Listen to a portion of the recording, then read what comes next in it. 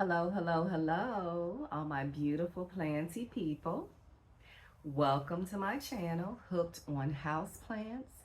My name is Darlena, aka Chula, and welcome.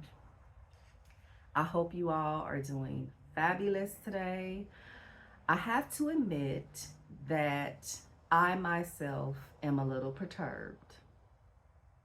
Yes, I'm salty today, okay?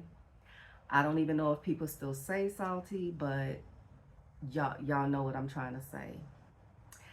So, I'm about to tell you what happened, okay? So what had happened was the other day I was checking my plants in the morning like I always do, minding my own business, checking my plants, and I noticed that my Hoya globulosa has not been growing. And I noticed this because I've only had the plant a couple of months and it's been doing very well growth wise. I will actually insert a picture because I did feature this plant not too long ago in my Plant Census 360 Part 2, and I will link that above. And so the plant had been doing great, and I looked at it, I picked it up, and I said, this plant is not growing. Okay. So I said, I probably need to look at the roots and see what's going on.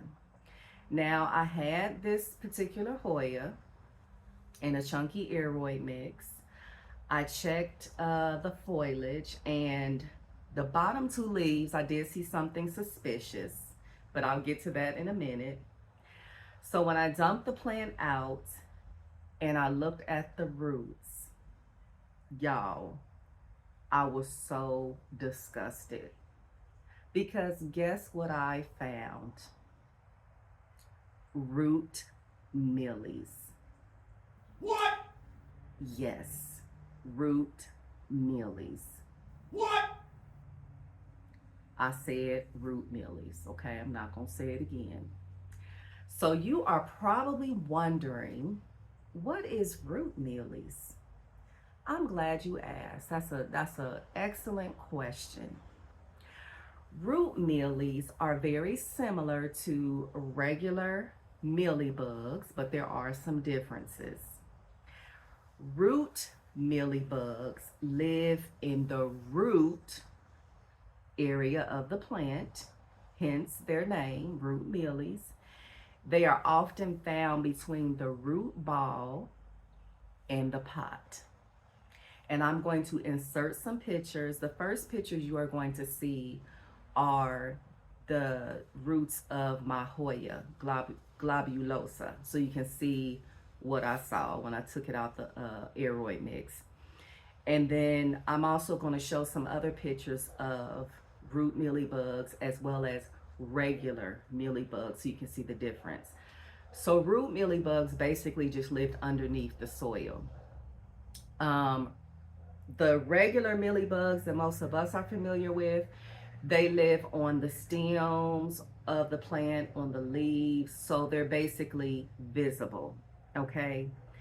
And some of the damage that root mealybugs can cause, it says that it can cause the growth to stunt, which was the only sign, in my case, that something was wrong with this particular Hoya. That was the only sign because it still looked good. And also sometimes the leaves will turn yellow. Now, damage from regular mealybugs that you can actually see on the leaves and stems, is it can cause the leaves to wilt, to curl, become discolored, or drop leaves. Okay, so what did I decide to do? Now, y'all should know by now that I am not going to play with mealybugs or any other type of pest. Now, I don't know if I told you this, but let me show you. This is my Syngonium winlandii. Now, when I first got this plant, it was a very small plant, and I got it from an Etsy seller, I believe. And when I looked at the plant, because you're supposed to inspect your plants as soon as you get them, I saw that this plant had mealybugs, just the regular, disgusting, white, fuzzy mealybugs, okay? And I said, okay, well, I'm going to treat the plant. And I treated it with, I think it was Bonide insecticide spray. And I set it outside. Um, I think maybe like 2 or 3 days later, I sprayed it again. I sprayed the soil, the stems, the top of the leaf, the bottom of the leaf. I sprayed it very thoroughly. Came back 5 days, a couple of days later, and saw more mealybugs on the plant. I said, okay, you know what? I'm not doing this. So what did I do? I snatched that plant up out of the soil. I cleaned the roots thoroughly. I chopped off all of the foliage.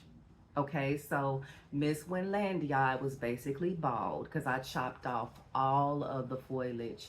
Put the plant back into fresh soil. And I also treated it with this. Now, I know some of y'all do not believe in this. Y'all don't like the systemic, but I will use it because I would rather use this than have a big outbreak because I have too many plants, okay? So mealybugs never came back, and this is the plant now, doing awesome. So drastic times call for drastic measures sometimes.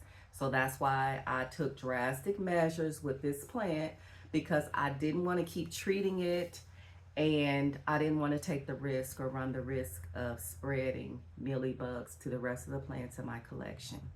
Okay, so getting back to globulosa. Okay, so what I did was I discarded everything, the pot, the soil, and I cut the bottom part of the plant. Yes, it's in a medicine, in an old medicine container. Mind your business. I'm mad at this plant anyway, so anyway, I saw on the bottom 2 leaves, and I'm going to insert a picture, what looked like something. To me, it looked like a mealybug underneath one of the leaves. So I cut off the bottom 2 leaves as well as all of the roots. So this is what's left, okay?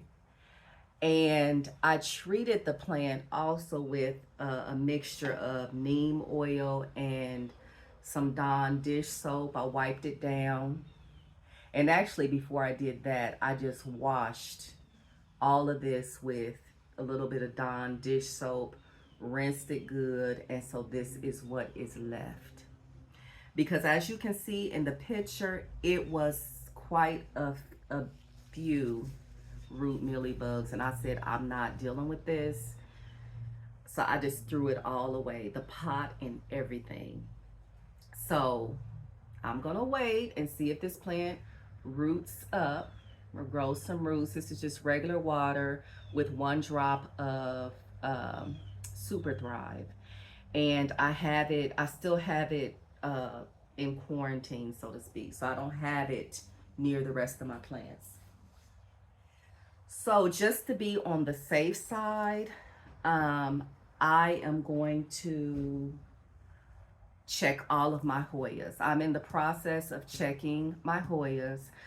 One Hoya that I was concerned about, that I think I showed in my last video, is my silver dollar. And I was concerned about this Hoya because it hasn't been growing. And I have treated it before for is it, oh, forget, mites, the forget what they're called. It's some type of mites. Can't think of what they're called. But I treated it with sulfur. And so I think after that, the plant grew like maybe 2 more leaves. And so anyway, my point is I know that this plant does not have root mealybugs because I just repotted it into pond a couple of days ago. So I was able to see the roots, see the soil and everything, and it was fine. So I decided to try it in pond just to see if that helps the plant to grow some more. But I have my eye on this plant just to make sure that it's okay. And even though it's in pond, I did add a little bit of the systemic. And I also, before I put it into the pond, I sprinkled some of this on the roots. This is mycorrhizae fungi that's supposed to be a root enhancer. It's supposed to help strengthen the root system of the plant. So I sprinkled some of this directly on the roots, which the direction says that you can do before I put it in pond. Okay, so I will give you an update in a couple of weeks to just let you know how this plant is doing. Okay, so I am now in the process, just to be extra thorough, of checking all of my Hoya. So these are the 2 that I have checked so far. This is the Crimson Queen. And I'm actually going to scoot back so you can see, get a good look at her. And obviously she has been growing. Her growth hasn't been stunted or anything. But just to be on the safe side, I did treat her soil with the bonide. I just sprinkled some and took something to kind of mix it up in the top of the soil. And then even though it's in a self-watering pot, I still watered over the top so that the insecticide, the systemic, could get down into the soil and treat the roots, even though I didn't see anything. So I'm just kind of taking extra precaution. So this one is fine so far.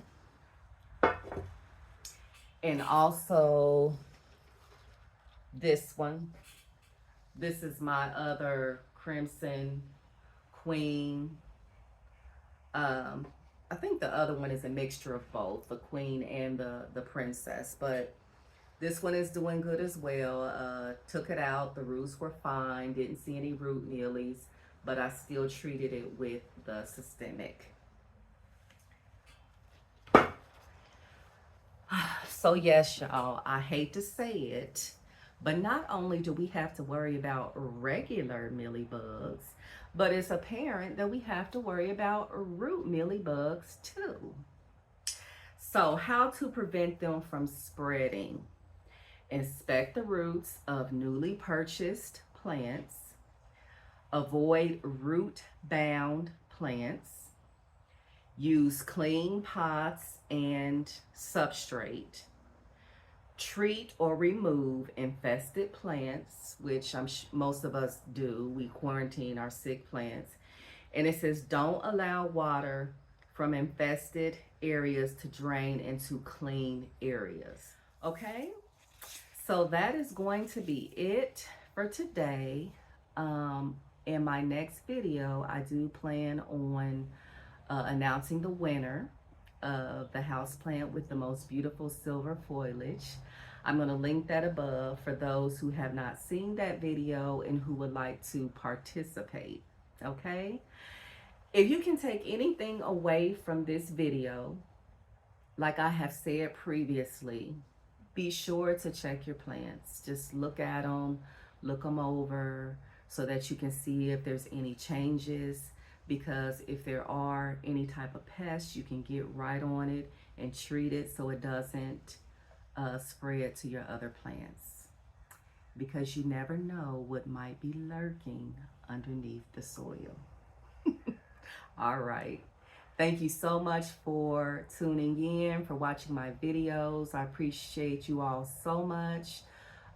If you like this content, you like this video, feel free to subscribe.